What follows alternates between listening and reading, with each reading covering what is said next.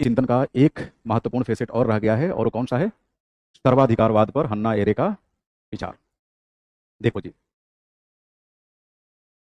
हन्ना array की एक रचना है द ओरिजिन ऑफ टोटालिटेरियनिज्म। दो रचनाएं इनकी महत्वपूर्ण है, कौन कौन सी? The modern prince and the origin of टोटालिटेरियनिज्म।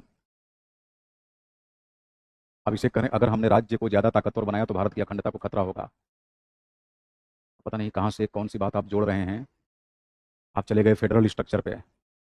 यहाँ जो हम राज्य शब्द का प्रयोग कर रहे हैं वो पूरे देश के राष्ट्र राज्य के परिप्रेक्ष्य में कर रहे हैं, और हमें तो नहीं लगता कि आपकी टिप्पणी का ऑनगोइंग टॉपिक से कहीं कोई संबंध है ना? हमने अभी कहाँ बात की कि संघ को कमजोर, राज्य को मजबूत बदलाव बनाओ, ऐसी कोई बातचीत नहीं हुई है।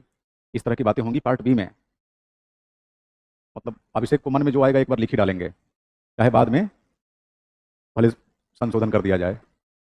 चलिए कोई नहीं, सुनिए। हमने बताया कि हन्ना एरे ने अपनी रचना द ओरिजिन ऑफ टोटालिटेरियनिज्म के माध्यम से सर्वाधिकारवाद के बारे में अपनी व्याख्या प्रस्तुत की है। अब सवाल ये उठता है कि सर्वाधिकारवाद का मतलब क्या है? सर्वाधिकारवाद को ही टोटालिटेरियनिज्म कहते हैं। बस ये समझ लीजिए कि ये एक प्रकार की निहायत निरंकुश व्यवस्था है। मैंने थोड़ी मोड़ी निरंकुश नहीं, निहायत का मतलब होता है पूर्ण रूपेण। ये पूर्णतः निरंकुशतावाद की अवस्था है। ठीक है राजन? हाँ। तो अब मान लीजिए एक तरफ शासक और दूसरी तरफ शासित। शासक को हम आज के दौर में क्या बोलते हैं? सरकार। और दूसरी तरफ जनता। अगर मान लीजिए सरकार जनता के जीवन के हर क्षेत्र को नियंत्रित करने लगे तो वैसी सरकार को हम क्या बोलेंगे? सर्वाधिकारवादी। सर्वाधिकारवादी। अब जरा सोचिए, सर्वाधिकारवादी सरकार कहीं से भी आपकी स्वतंत्रता का सम्मान कर पाएगी? अरे आपके जीवन के हर क्षेत्र में नियंत्रण का मतलब हुआ कि व्यक्तिगत क्षेत्र में भी नियंत्रण होगा। हाँ, मतलब वहां भी संतुलित रूप में ही हस्तक्षेप होता है। अगर पूरी पूर्ण रूप में हस्तक्षेप करेंगे तो चाइना बहुत बड़ा देश है ना, क्रांति की संभावना बढ़ जाएगी। तो हाँ ठीक है, साम्यवादी शासन प्रणालियों में सर्वाधिकारवाद की, हाँ उनका मतलब रेफरेंस तो मिल ही जाता है। आप कह सकते हैं कि सर्वाधिकारवाद से उनका जुड़ाव होता है। और स्वयं हन्ना एरे जब टोटालिटेरियनिज्म की बात करती हैं तो बेसिकली तीन हुकूमतों का एग्जाम्पल देती हैं। एक जर्मनी का नाजी शासन, इटली का फांसी शासन, और रूस का साम्यवादी शासन। और तीन नेताओं का भी रेफरेंस देती हैं, जर्मनी में हिटलर, इटली में मुसोलिनी, और रूस में स्टालिन। स्टालिन। इन तीनों की शासनिक व्यवस्थाओं को हन्ना एरे ने सर्वाधिकारवादी शासनिक व्यवस्था करार दिया है। अब आप देखिए, आपने अरस्तु का चिंतन पढ़ा है, और अरस्तु साफ साफ राज्य को, राज्य मतलब शासन प्रणाली, साफ साफ राज्य को नसीहत देते हैं कि तुम किसी भी कीमत पे वैयक्तिक मामलों में हस्तक्षेप नहीं करोगे। आखिर अरस्तु ऐसे ही अरस्तु थोड़ी हैं। क्यों उन्होंने ऐसा कहा? क्योंकि अगर राज्य वैयक्तिक मामलों में हस्तक्षेप करने लगेगा तो सत्ता निरंकुश हो जाएगी।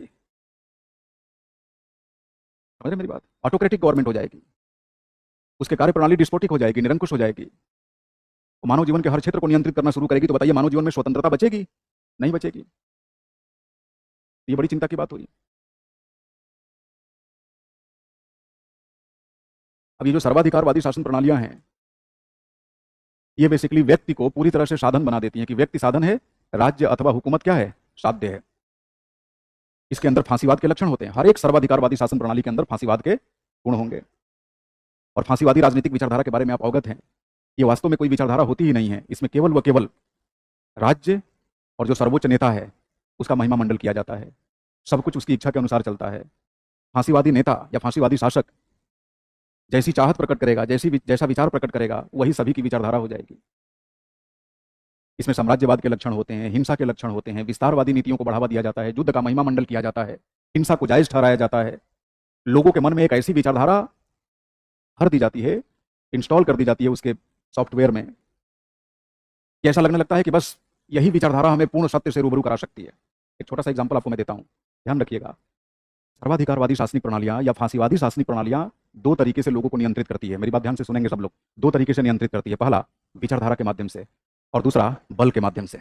जब विचारधारा के माध्यम से लोगों को नियंत्रित करने की कोशिश की जाती है तो लोगों को यह विश्वास दिलाने का प्रयास किया जाता है कि विचारधारा ही वह साधन है जो आपको पूर्ण सत्य की तरफ ले जाएगा।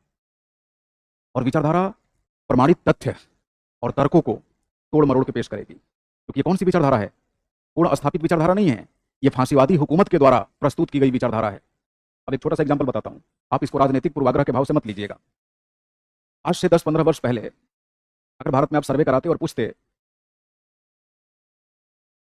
कि बताइए गांधी बनाम गोडसे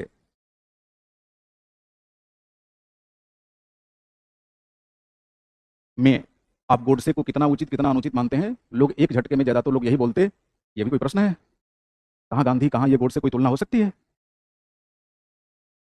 किसी अपराधी और हत्यारे की तुलना आप गांधी से करेंगे? भाई सीधे सीधे आप ऐसा बोलते कि नहीं? लेकिन आप देखेंगे उसी में कुछ लोग ऐसे मिलेंगे जो बताएंगे कि नहीं, ये तो आपके दिमाग में भरा गया है कि गांधी ही खुदा थे, सब कुछ थे। गोडसे को विलेन बनाकर पेश कर दिया गया, आपको जो भी पढ़ाया गया है, जो भी समझाया गया है, गलत समझाया गया है, ये देखो पूर्ण सत्य है।